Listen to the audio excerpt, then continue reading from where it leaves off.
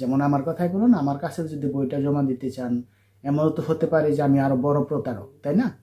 তুর্কি সাইপ্রাসে work permit ছাড়ার পর থেকে, অর্থাৎ ওয়ার্ক ভিসা চালু হওয়ার পর থেকে যে হারে কমেন্ট বক্সে এবং কি মেসেঞ্জারে আমাকে নক করতেছে যে ভাইজান একটা এজেন্সির নাম্বার দেন, কিংবা তুর্কি সাইপ্রাসে যারা লোক নেয় কিংবা কোম্পানির থেকে ভিসা বের করে তাদের সাথে কন্ট্যাক্ট করে দেন। এই ধরনের কমেন্টস এবং কি মেসেঞ্জারে মেসেজ ভরপুর। আজকেও আমি 2-3 জনের সাথে কথা বলছি, তাদের প্রবলেম একটাই, সেটা হচ্ছে ভালো কোনো এজেন্সি পাচ্ছে না, কিংবা ভালো কোনো দক্ষ যারা ভিসা বের করতে পারে খুব দ্রুত, এই ধরনের দক্ষ কোনো মানুষ পাচ্ছে না। এই ধরনের বেশিরভাগ মানুষেরই প্রবলেম হয়েছে 2025-এ তুর্কি সাইপ্রাসে, যখন থেকে ওয়ার্ক পারমিট ওপেন হয়েছে। এর আগে এই ধরনের কমেন্টস আসতো না, কিন্তু বর্তমান আসতেছে। কারণ হচ্ছে বাংলাদেশে যে সমস্ত এজেন্সি আছে তারা কিন্তু লাইসেন্স প্রাপ্ত এজেন্সি, তারপরেও তাদেরকে বিশ্বাস করে না এবং কি নির্ভরশীল হতে পারে না তাদের উপর।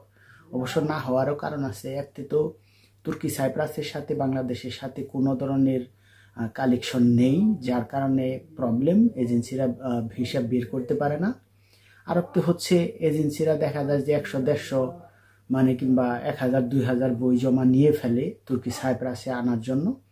কিন্তু অবশ্যই আপনারা জানেন যে তুর্কি সাইপ্রাস এশিয়ার মধ্যে হলেও, যেহেতু তুর্কি সাইপ্রাসের অর্ধেক হচ্ছে ইউরোপিয়ান আওতাভুক্ত এবং কি অর্ধেক হচ্ছে এশিয়ান, অর্থাৎ তুর্কি সাইপ্রাস হচ্ছে এশিয়ান এবং কি গ্রিক সাইপ্রাস হচ্ছে ইউরোপিয়ান আওতাভুক্ত, যার কারণে কিন্তু দুই দেশেরই স্যালারি সেম, মোটামুটি দুই দেশেরই 1 লাখের উপর কিংবা 1,20,000-এর উপর স্যালারি পাওয়া যায়। যার কারণে দেখা যায় যে এখন বর্তমান তুর্কি সাইপ্রাসের ভিসার ডিমান্ড খুবই ভালো এবং বলা চলে যে অধিকাংশ মানুষই আসতে চায় তুর্কি সাইপ্রাসে। অর্থাৎ এশিয়া মহাদেশের থেকে মোটামুটি অধিকাংশ প্রবাসী চান্স পেলে তুর্কি সাইপ্রাসে আসার জন্য প্রস্তুত। কিন্তু প্রবলেম একটাই, যেহেতু ভিসা ওপেন হয়েছে কিন্তু ভালো কোনো এজেন্সি নেই কিংবা ভালো কোনো পুরনো প্রবাসী নেই যারা কোম্পানি থেকে ভিসা বের করে। তো আমি তাদের উদ্দেশ্যে বলি, যারা আমার মাধ্যমে পাসপোর্ট জমা দিতে চাচ্ছেন কিংবা আমাকে বারবার বলতেছেন ভাইয়া ভালো একটি লোকের সাথে পরিচয় করিয়ে দেন, কিংবা আপনি যাকে দিয়ে গিয়েছিলেন তারা যেহেতু ভিসা বের করে তাদের সাথে কন্ট্যাক্ট করে দেন, আমি তাদের উদ্দেশ্যে বলি ভাইজান, প্রথমত আমি তো ভিসা রিলেটেড কোনো ধরনের কাজ করি না এবং কি কোনো দিন যে করবো সে ধরনের নিয়ত নেই, আর তাছাড়া আমি কোনো দিন করিও নি।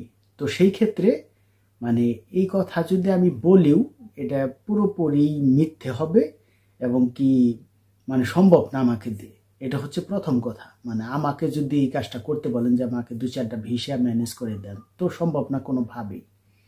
দ্বিতীয় কথা হচ্ছে, বলতেছেন যে আপনি যে এজেন্সি দিয়ে গিয়েছিলেন কিংবা যেহেতু আপনি তুর্কি সাইপ্রাসে থাকেন, অনেক পুরনো প্রবাসীদের সাথে আপনার কন্ট্যাক্ট আছে, তাদের সাথে কথা বলে আমাদের সাথে একটু কন্ট্যাক্ট করে দেন কিংবা আমার বইটা জমা দিয়ে দেন। একটা কথা বলে রাখি, যেহেতু তুর্কি সাইপ্রাস এশিয়া হলেও এটাকে অধিকাংশ মানুষই ইউরোপ জানে শুধু ইনকামের কারণে, যার কারণে এখানে যদি 100 পাসপোর্ট জমা দেওয়া হয় সেখানে কিন্তু 50% পাসপোর্টে ভিসা লেগেও কিন্তু বের হয় না। তার কারণ কিন্তু একটাই, সেটা হচ্ছে দেখা গেল যে তুর্কি সাইপ্রাসে 2025 সালে যেহেতু ভিসা ছেড়েছে, ওপেন হয়েছে, কর্মী আনবে ধরেন যে 20,000-30,000 এক্সাম্পল, কিন্তু আপনি ভালোভাবে খেয়াল করে দেখেন যে মোটামুটি লাখখানিক বই অলরেডি জমা পড়ে গেছে। তাহলে একবার চিন্তা করেন যে এত বইয়ের মাঝে আমি যে 2-4, 20টা 30টা বই জমা দেব, সেইগুলোর মধ্যে যে ভিসাটা লেগে আসবে তার কোনো গ্যারান্টি আছে? গ্যারান্টি নেই। কারণ হচ্ছে এই দেশে আসার জন্য অধিকাংশ মানুষই প্রস্তুতি নিয়ে রেখেছে, শুধু বাংলাদেশ থেকে নয়, যারা বাংলাদেশ থেকে অন্য কান্ট্রিতেও গিয়ে রয়েছে, যেমন মালয়েশিয়া, সৌদি, দুবাই, কাতার, এই সমস্ত কান্ট্রি থেকেও আসার জন্য প্রস্তুত। তো দেখা যাবে কি আমি 2-4টা 5টা বই জমা দিয়ে দিলাম কিংবা কাউকে হেল্প করলাম, যদি কোনো কারণবশতে তাদের ভিসাটা না লাগে তখন প্রতারক কে হবে? আমাকেই কিন্তু বলবে। আর আমি সেটা কখনোই চাই না যে ইউটিউবে এই তুর্কি সাইপ্রাসের ভিসা রিলেটেড, ইমিগ্রেশন রিলেটেড কিংবা প্রবাসীদের বর্তমান পরিস্থিতি কি, কেমনভাবে কাটছে, কাজকর্ম কি আছে, এই ধরনের ইনফরমেশন দিতে গিয়ে, নিউজ দিতে গিয়ে নিজে প্রতারকের কাতারে পড়ি।